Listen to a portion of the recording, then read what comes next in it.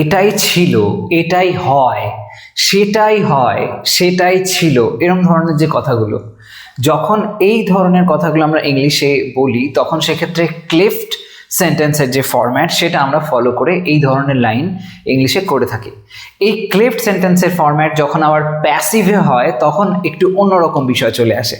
সেক্ষেত্রে ঠিক কীরকম ধরনের ফরম্যাট হয়, লাইনগুলো বাংলাতে কেমন শোনায় আর ইংলিশে সেটা কেমন ট্রান্সলেশন হয় ইত্যাদি সমস্ত বিষয় নিয়ে আজকের এই ভিডিওতে আলোচনা করতে চলেছি। এসো দেখে নাও খুবই সিম্পল কিছু লাইনস, যে লাইনসের মধ্যে দিয়ে এই বিষয়টা তোমরা আজকে বুঝতে পারো। প্রথম লাইনটা লক্ষ্য করো, কি বলা হয়েছে? এটাই ছিল সত্যিটা যেটা আমাদের থেকে লুকানো ছিল। এটাই ছিল সত্যিটা যেটা আমাদের থেকে লুকানো ছিল। এই যে কথাটা দেখো একটু যেন বাড়িয়ে বলা হলো, অর্থাৎ কথাটাকে সরাসরি বলা এইভাবে যেতে পারতো যে সত্যিটা আমাদের থেকে লুকানো ছিল, সেটা না বলে লাইনটাকে এরকম ভাবে এটাই ছিল সত্যিটা, মানে জোর দেওয়া হয়েছে সত্যিটার উপরে। সেই সেন্সে আমরা ক্লেফট সেন্টেন্সের স্ট্রাকচার ব্যবহার করে থাকি। তোমরা জানো আমি ক্লেফট সেন্টেন্স নিয়ে এর আগে অনেক ভিডিও করেছি, সেখানে আমি ডিটেলসে যে ধরনের ক্লেফট সেন্টেন্সগুলো আমরা করতে পারি সেগুলো নিয়ে আমি আলোচনা করেছি। তো আজকে আমরা দেখব এই লাইনটার মধ্যে প্যাসিভ স্ট্রাকচারটা কি আছে। এই লাইনটায় যদি লক্ষ্য করো, দেখো শেষের অংশটা বলা হয়েছে আমাদের থেকে লুকানো ছিল।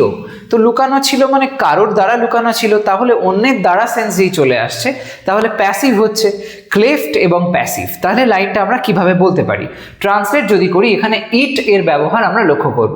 ট্রান্সলেট করলে হবে এটাই ছিল সত্যিটা, ইট এটাই অর্থে, ছিল অর্থে ওয়াজ ব্যবহার করা হয়েছে, সত্যিটা the truth, it was the truth যেটা আমাদের থেকে লুকানো ছিল, that was hidden from us, that was hidden from আস, এটা আমাদের থেকে লুকানো ছিল, সিম্পল পাস্ট টেন্সে প্যাসিভ করা হয়েছে, সেই জন্য এখানে ওয়াজ ব্যবহার হয়েছে এবং হিডেন এইটা হলো ভার্বের থার্ড ফর্ম, হাইড ভার্বের থার্ড ফর্ম হিডেন সেটা হয়েছে।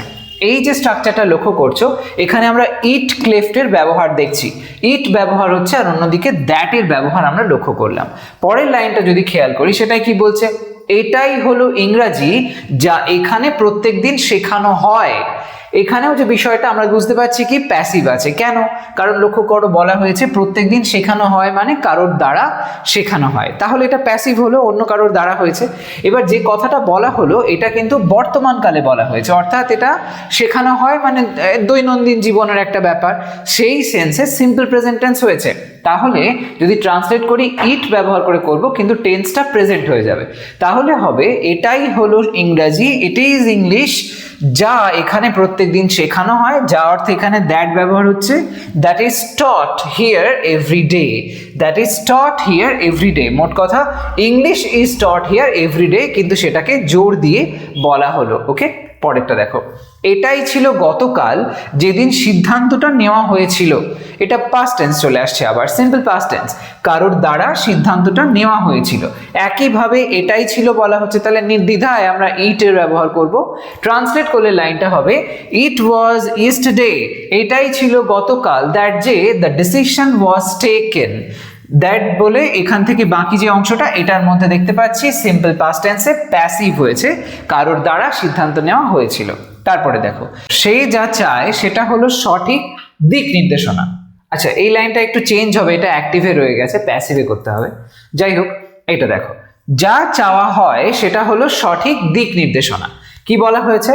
যা চাওয়া হয়, মানে এটা কারোর দ্বারা চাওয়া হয়, প্যাসিভ হয়ে গেল। এবার আমরা এই লাইনটাকে যদি ট্রান্সলেট করি তখন কিভাবে করতে হবে? আগের স্ট্রাকচারের থেকে একটু অন্যরকম সাউন্ড করছে, কারণ এখানে শুরুতে বলা হয়েছে যা, এই সেন্সে আমরা হোয়াট ব্যবহার করে লাইনটাকে লিখতে পারি। তাহলে ট্রান্সলেট করলে হবে যা চাওয়া হয় মানে বর্তমানে, তো সেই সেন্সে what is needed, what is needed যা চাওয়া হয় সেটা হলো সঠিক দিক নির্দেশনা, is proper guidance, is proper guidance, সঠিক দিক নির্দেশনা সেন্সে আমরা প্রপার গাইডেন্স বলতে পারি। তো সেটাই হয়েছে, what is needed is proper guidance. তাহলে এক কথায় বলতে গেলে প্রপার গাইডেন্স ইজ নিডেড, কিন্তু সেটাকে এরকম ভাবে ঘুরিয়ে বলা হলো জোর দিয়ে। তারপর একটা দেখো, যেটা ভেঙে গিয়েছিল সেটা হলো কাঁচের জানালাটা। এখানে বলা হয়েছে যেটা ভেঙে গিয়েছিল, মানে কারোর দ্বারা ভেঙে গিয়েছিল, এই সেন্সে এই অংশটা প্যাসিভ হয়েছে। একই রকম ভাবে হোয়াট ব্যবহার করে করব, কিন্তু এখানে পাস্টের ব্যবহার হবে, তো সেই সেন্সে হবে হোয়াট ওয়াজ ব্রোকেন, যা ভেঙে গিয়েছিল was the glass window, সেটা ছিল কাচের জানালা, সেটাই what was broken was the glass window, এক কথায় বলতে পারি the glass window was broken, but সেটা না বলে এরকম ভাবে বলা হলো। তাহলে দেখতে পাচ্ছি আমরা কিভাবে প্যাসিভ স্ট্রাকচারও হচ্ছে, আবার ক্লেফট সেন্টেন্সেরও ব্যবহার আমরা দেখছি। এখানে এখনো পর্যন্ত দুটো স্ট্রাকচার দেখলাম যেখানে ইট এবং হোয়াট স্ট্রাকচারের ব্যবহার করা হয়েছে। নেক্সট ওয়ান দেখো, তাকে যা দেওয়া হয়েছিল সেটা হলো দ্বিতীয় একটা সুযোগ। বলা হয়েছে তাকে যা দেওয়া হয়েছিল, মানে এটা কারোর দ্বারা দেওয়া হয়েছিল, অর্থাৎ প্যাসিভ হয়ে গেল এখানে।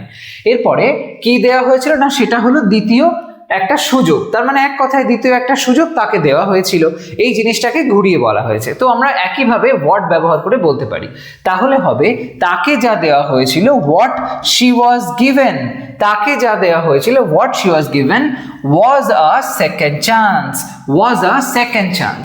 তাহলে হোয়াট শি ওয়াজ গিভেন এই অংশটা হয়েছে প্যাসিভ এবং আগেরই মতন হোয়াট স্ট্রাকচার দেখছি। নেক্সট লাইনটাও দেখো একই রকমই কিন্তু সাউন্ড করবে, তাকে যা দেওয়া হয়েছিল তা হলো একটা সতর্ক বার্তা। তো এখানে আগেরই মতন বলা হলো, শুধুমাত্র এখানে চলে এসছে একটা সতর্ক বার্তা, এই বিষয়টা আগেরটাই বলা হয়েছিল একটা সুযোগ। এখানে আমরা একই রকমই স্ট্রাকচার অ্যাপ্লাই করব, শুধু একটুখানি আমি এখানে চেঞ্জ করে লাইনটা লিখেছি, দেখো যে এইভাবেও হতে পারে। তাকে যা দেওয়া হয়েছিল what was given to him, to এর ব্যবহার এখানে করা হয়েছে, what was given to him, তারপরে তা হলো একটা সতর্কবার্তা, ওয়াজ আ ওয়ার্নিং, এরকম ভাবে বলা হয়েছে। এবার যদি এখানে তোমরা আগের মতন লিখতে চাও, যেমন ওখানে ছিল হোয়াট শি ওয়াজ গিভেন, এরকম ভাবে করতে চাও তাও হবে, সেক্ষেত্রে হোয়াট হি ওয়াজ গিভেন এটা করতে হবে। ওকে, পরেরটা দেখো, যা করা হয়েছিল সেটা হলো দেওয়া কাজটাই, যা করা হয়েছিল, এইখানে যা করা হয়েছিল বলতে যা সব করা হয়েছিল, এরকম টাইপের সেন্স অনুযায়ী আমি এটা লিখেছি। এক্ষেত্রে আমরা অল স্ট্রাকচার দেখব। প্যাসিভের ফরম্যাট এখানে আছে কারণ কারোর দ্বারা করা হয়েছিল সেটা বলা হয়েছে। ট্রান্সলেট করলে লাইনটা তখন এইভাবে বলতে পারি, all that was done, all that was done was the work assigned, যে কাজটা মানে যেটা আর কি দেওয়া হয়েছিল সেই দেওয়া কাজটাই কিন্তু করা হয়েছিল, এটা এখানে বলা হয়েছে। তো all that was done was the work assigned. তারপরে দেখো, সে যে কারণে ফেল করেছিল সেটা হলো নিয়মগুলো মানা হয়নি। এই যে নিয়মগুলো মানা হয়নি মানে কারোর দ্বারা নিয়ম মানা হয়নি, তার দ্বারা নিয়ম মানা হয়নি এই সেন্সে। তো এই অর্থে লাইনটাকে ট্রান্সলেট করলে আমরা এরকম ভাবে বলতে পারি, the reason why he failed, সে যে কারণে ফেল করেছিল, the reason why he failed is that the rules were ignored, রিজনটা কি না, is that the rules were ignored, রুলসটা ইগনোর করা হয়েছিল, মানা হয়নি। এখানে দেখতে পেলে একটু অন্যরকম স্ট্রাকচার অ্যাপ্লাই হতে দেখছি আমরা, যে দ্য রিজন ওয়াই এরকম ভাবে বলেছি, এইভাবেও তোমরা বলতে পারো। পরেরটা দেখো, যে ব্যক্তি নির্বাচিত হয়েছিল সে হলো রোহিত, যে ব্যক্তি নির্বাচিত হয়েছিল মানে কারোর দ্বারা নির্বাচিত হয়েছিল, কিছু লোকজন ছিল তারা নির্বাচিত করেছিল, সেই সেন্সে এখানে কিন্তু প্যাসিভ হয়েছে। ট্রান্সলেট করলে লাইনটা আমরা এরকম ভাবে বলতে পারি, the person who was selected was Rohit, the person who was selected was Rohit. এক কথা আমরা এরকম ভাবে বলতে পারতাম যে রোহিত ওয়াজ সিলেক্টেড, কিন্তু না, এরকম ভাবে বলা হলো দ্য পারসন হু, এই যে স্ট্রাকচারটা আমরা এটা অবশ্যই ক্লেফট সেন্টেন্স বলতে পারি, the person who was selected was Rohit. পরেরটা দেখো কি বলছে, দেখো, পরিশ্রমের মাধ্যমেই সাফল্য অর্জন করা হয়েছিল, পরিশ্রমের মাধ্যমেই সাফল্য অর্জন করা হয়েছিল। এই যে অর্জন করা হয়েছিল মানে কারোর দ্বারা অর্জন করা হয়েছিল, এই লাইনটা আমরা ক্লিফট স্ট্রাকচার অনুযায়ী বলতে পারি। তাহলে লাইনটা এইভাবে বলতে পারি, it was by hard work, it was by hard work that success was achieved. এই অংশটাই কিন্তু প্যাসিভ হয়েছে, খেয়াল করবে এখানে আমি বাই ব্যবহার করেছি, তো এই বাইটা দেখে যদি ভেবে নাও এইটা প্যাসিভ হয়েছে তাহলে কিন্তু ভুল হবে, এইখানটায় নয় বরং প্যাসিভ হয়েছে এইখানটায়। এখানে দেখো ওয়াজ ব্যবহার হয়েছে, ভার্বের থার্ড ফর্ম এসছে অ্যাচিভড, কিন্তু এখানে সেরকম স্ট্রাকচার নেই। যাই হোক, তো ইট ওয়াজ বাই হার্ড ওয়ার্ক, পরিশ্রমের মাধ্যমেই, বাই হার্ড ওয়ার্ক এখানে ওই পরিশ্রমের মাধ্যমেই সেন্সটা বোঝাচ্ছে। It was by hard work that success was achieved, এক কথায় বলতে পারি success was achieved by hard work, কিন্তু সেটাকে এরকম ভাবে ঘুরিয়ে বলা হলো। পরেরটা, এই ঘরটাই হলো যেখানে ক্লাসগুলো নেওয়া হয়। কোথায় ক্লাস নেওয়া হয় না এই ঘরটাতেই নেওয়া হয় মানে ক্লাসগুলো কারোর দ্বারা নেওয়া হয়, টিচার ক্লাস নেন, এরকম সেন্সে প্যাসিভ হয়েছে। ট্রান্সলেট করলে লাইনটা আমরা এরকম ভাবে বলবো, it is in this room that classes are conducted. Class নেওয়া হয়, classes are conducted. So it is in this room, এই অংশটায় আমরা দেখতে পাচ্ছি ইট ক্লেফটের ব্যবহার হয়েছে আবারও একবার, এবং প্যাসিভ হলো প্রেজেন্ট টেন্সে, সিম্পল প্রেজেন্ট। তারপর যেটা পরিষ্কারভাবে বোঝানো হয়েছিল সেটা হলো ব্যাকরণের নিয়মটা। যেটা পরিষ্কারভাবে বোঝানো হয়েছিল মানে লাইনটা কারোর দ্বারা বোঝানো হয়েছিল এরকম সেন্স আসছে, অর্থাৎ প্যাসিভ হয়েছে এখানে। তো সেই অর্থ অনুযায়ী ট্রান্সলেট করলে লাইনটা এরকম ভাবে বলবো, what was explained clearly was the grammar rule. What was explained clearly was তারপরে explained, এখানটায় হলো passive, clearly was the grammar rule। পরেরটা দেখো, এটাই ছিল ভুলটা যেটা সঙ্গে সঙ্গে ঠিক করা হয়েছিল, কারোর দ্বারা ঠিক করা হয়েছিল। সিম্পল পাস্টে এখানেও প্যাসিভ স্ট্রাকচার হয়েছে। তো সেই অর্থ অনুযায়ী লাইনটা এটাই ছিল ভুলটা, সেই অর্থে এইভাবে বলতে পারি, it was the mistake that যেটা was corrected immediately. It was the mistake that was corrected immediately, সঙ্গে সঙ্গে ঠিক করা হয়েছিল। পরেরটা, যেটা সবচেয়ে বেশি গুরুত্বপূর্ণ সেটা হলো ন্যায় বিচার দেওয়া হয়। এখানে ন্যায় বিচার দেওয়া হয় এরকম একটা সেন্স থেকে ভাবতে পারো।